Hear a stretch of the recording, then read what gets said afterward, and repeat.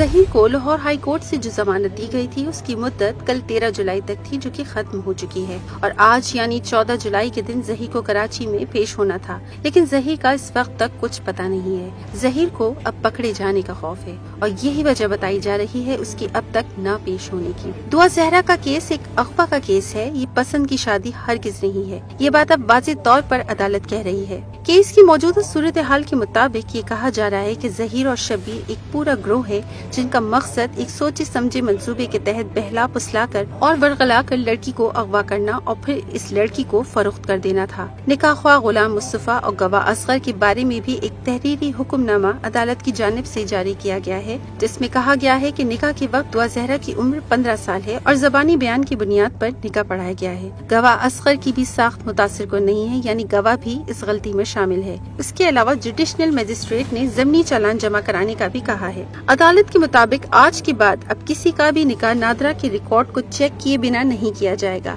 اس کی وجہ دعا زہرا کا جعلی نکاح ہے جو کوویڈ کے جعلی سرٹیفکیٹ کی بنیاد پر بنا ڈاکومنٹس کے کر دیا گیا تھا۔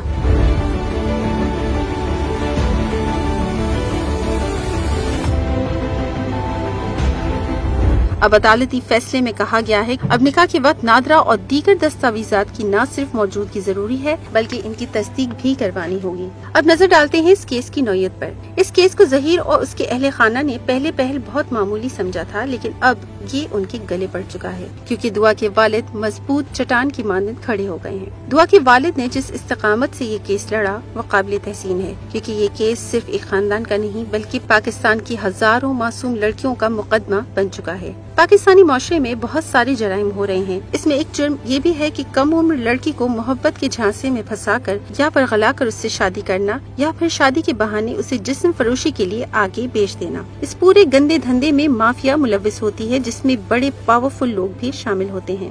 ظہیر والے معاملے میں بھی یہی کچھ ہونا تھا، مگر یہ کیس سوشل میڈیا پر وائرل ہونے کے بعد ہر پاکستانی کے گھر میں ڈسکس ہونے لگا۔ اس عوامی پریشر کے باعث ظہیر کو دعا سے شادی کرنی پڑی۔ اس کے بعد کیس چلا، مختلف معاملات چلے، پھر سلیکٹڈ انٹرویوز ہوئے اور ایک خاص بیانیہ بنانے کی کوشش کی گئی جس میں یہ دکھایا گیا کہ بچی نے جو کیا وہ والدین کے ظلم کی وجہ سے کیا اور پھر اپنی مرضی سے شادی رچا لی۔ انٹرویوز میں دعا سے جھوٹ پر جھوٹ بلوایا گیا، جس میں سب سے بڑا جھوٹ عمر سے متعلق تھا جو اب غلط ثابت ہو چکا ہے۔ بہت ممکن ہے دعا زہرا کے کیس میں دعا کی بتائی گئی کہانی میں کسی حد تک سچائی ہو۔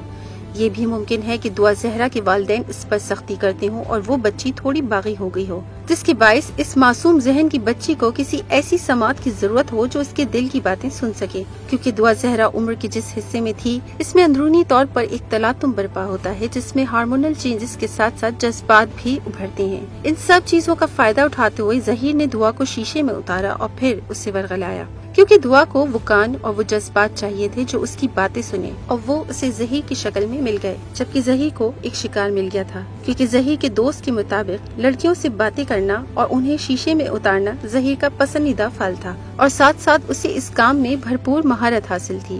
بہرحال کیس وائرل ہوتا رہا اور ابہام پیدا ہوتے گئے۔ آخر 14-15 سال کی بچی کیسے ایک شہر سے دوسرے شہر چلی گئی؟ نہ اس کے پاس پیسے تھے، نہ رابطے کے لیے موبائل۔ اس پورے سفر میں ہزاروں کیمرے آتے ہیں مگر کوئی ویڈیو سامنے نہیں آئی۔ وہ سو کال شریف النفس ٹیکسی والا اب تک سامنے نہیں آیا جس نے دعا کو کراچی سے لاہور پہنچایا اور پھر ظہیر نے آ کر پیسے دیے۔ خبر تو یہ بھی ہے کہ وہ شریف النفس ٹیکسی ڈرائیور ظہیر کا بھائی شبیر ہی تھا جس نے بچی کو مبینہ طور پر کراچی سے لاہور پہنچایا۔ اور ذرا یہ بھی کہتے ہیں کہ اس سفر میں ظہیر اور اس کی والدہ بھی اس کی ہمراہ تھیں۔ مبینہ طور پر اغوا کار اپنے بچھائے گئے جال میں پھنس چکے تھے اور ان کی سمجھ میں جو آ رہا تھا وہ جلدی جلدی کر رہے تھے، جس کی وجہ سے قانونی پیچیدگیاں پیدا ہوتی رہیں۔ اب یہ کیس ایک ٹیسٹ کیس بن چکا ہے۔ دنیا بھر کے لوگوں کی اس کیس پر گہری نظر ہے۔ اس پورے معاملے میں کوئی بڑا ہاتھ تو ہے، یعنی کوئی مافیا ضرور ملوث ہے، کیونکہ پاکستانی عدالتی معاملات میں وقت کے ساتھ ساتھ پیسے بھی بہت لگتے ہیں، اور اطلاعات کے مطابق ظہیر اور اس کی فیملی کے مالی معاملات اتنے اچھے نہیں، یعنی کوئی نہ کوئی تو ہے جو ظہیر اور اس کی فیملی کو سپورٹ کر رہا ہے، اور وہ سپورٹ صرف مالی ہی نہیں بلکہ دماغی یعنی عقلی طور پر بھی کی جا رہی ہے۔ اب تک کی تمام خبروں فائنڈنگز کے بعد یہ شک یقین میں بدل رہا ہے کہ ظہیر ایک ایکٹر ہے اور ڈائریکٹر کوئی اور، یعنی ظہیر اور اس کی فیملی ایک اعلی کار ہیں اور گروہ کا سرغنہ کوئی اور ہے۔